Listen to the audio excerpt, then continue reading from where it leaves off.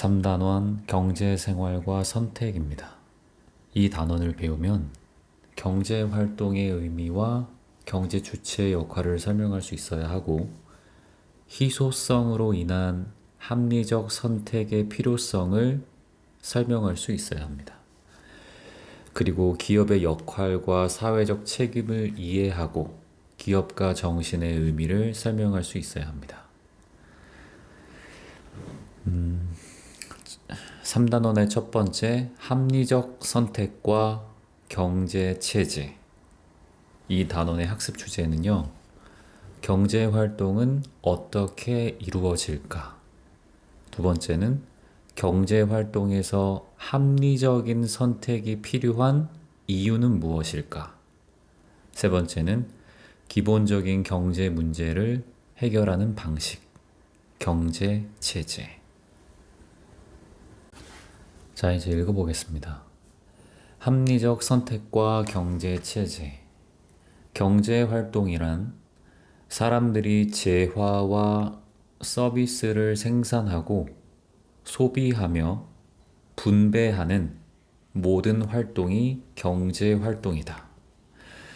재화와 서비스가 무엇이냐면, 재화는 인간의 필요와 욕구를 충족시켜주는 눈에 보이는 물건으로 자동차, 옷, 빵 등을 예로 들 수 있다.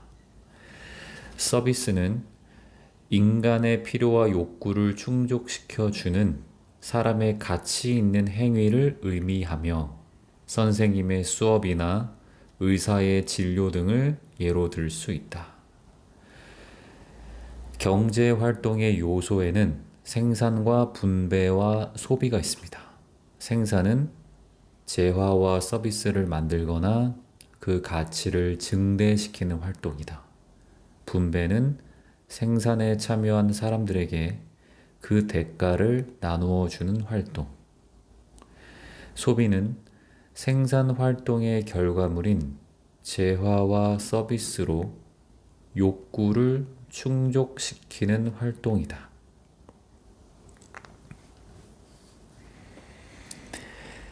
다음, 경제활동의 주체. 경제 주체는 경제활동에 참여하는 개인 또는 집단입니다.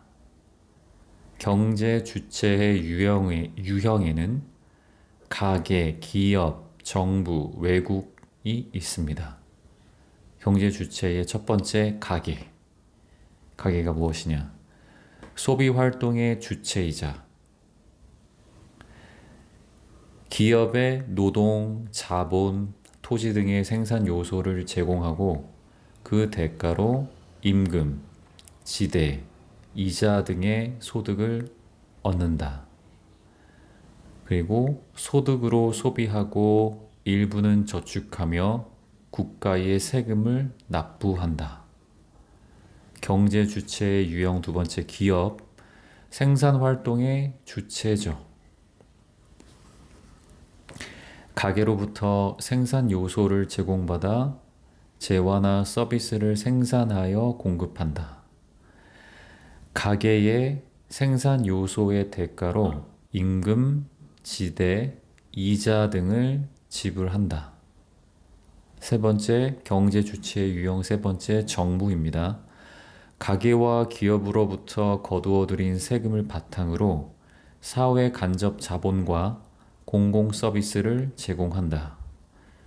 공공 서비스라는 것은요, 국방, 교육 등 국민의 복리 증진을 위한 공공기관의 서비스를 의미합니다. 그리고 사회 간접 자본이라는 것은 생산 활동과 소비 활동을 간접적으로 지원해주는 자본으로 도로, 항만, 공항, 철도 등의 교통시설과 전기, 통신, 상하수도, 댐 등의 공공시설을 의미합니다. 마지막으로 경제 주체의 유형 네 번째, 외국. 무역활동의 주체, 수입과 수출을 한다. 최근 세계화, 정보화 흐름에 따라 그 중요성이 커지고 있다. 외국 경제 주체 유형의 왜곡이라는 것은 국내에서 생산된 재화와 서비스만으로는 경제 주체에 필요한 욕구를 충족시켜 줄 수 없게 되어 외국과의 무역이 필요합니다. 밑에 핵심 자료, 경제 주체 간 경제 활동 이렇게 표가 나와 있습니다. 꼼꼼하게 이거를 볼 필요가 있을 것 같고요. 읽겠습니다. 오늘날 세계화된 경제에서는 가계, 기업, 정부, 외국이 상호작용하면서 생산, 분배, 소비에 경제 활동이 반복되고 순환되고 있다. 여러 경제 주체들이 각자 맡은 역할을 충실히 수행하고 협력함으로써 경제가 원활하게 순환할 수 있다. 합리적 선택과 경제체제 두 번째입니다. 경제 활동에서 합리적 선택이 필요한 이유는 무엇일까?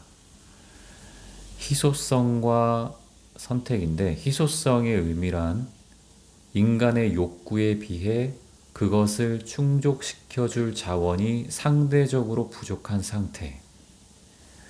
그 특징으로는 희소성은 자원의 절대적인 양의 많고 적음이 아니라 인간의 필요와 욕구에 따라 달라지며 시대와 장소에 따라 달라질 수 있다.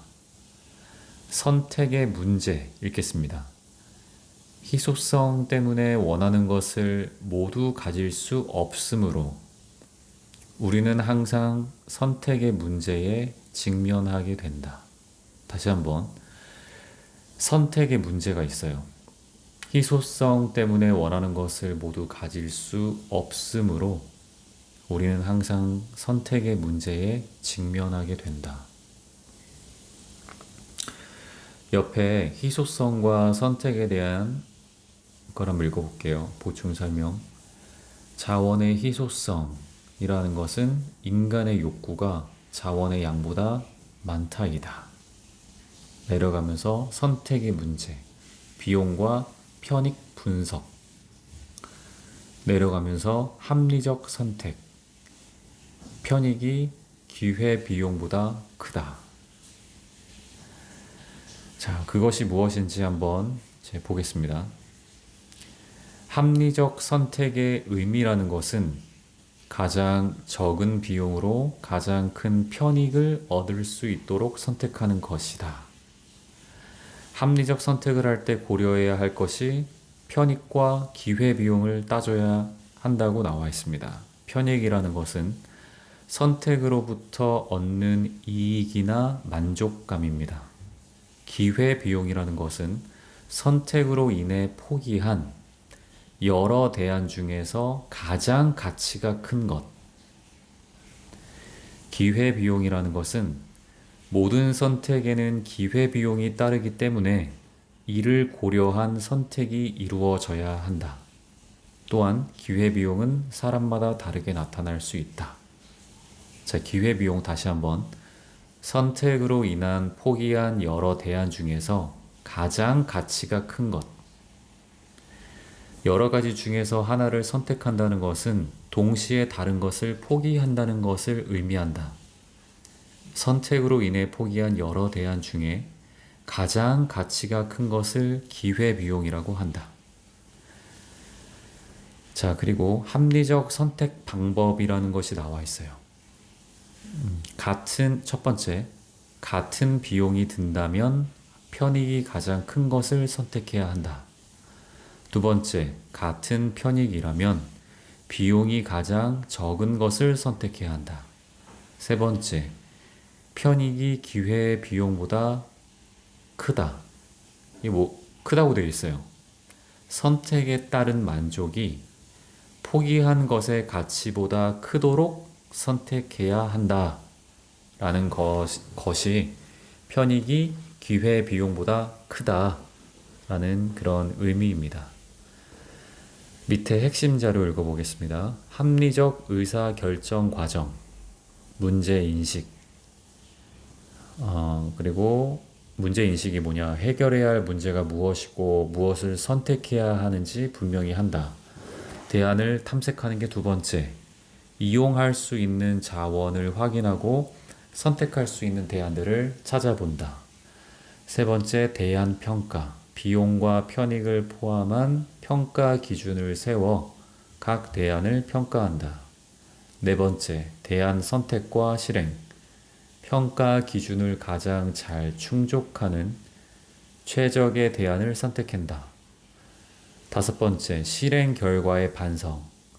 선택이 올바르게 이루어졌는지 평가하고 반성한다.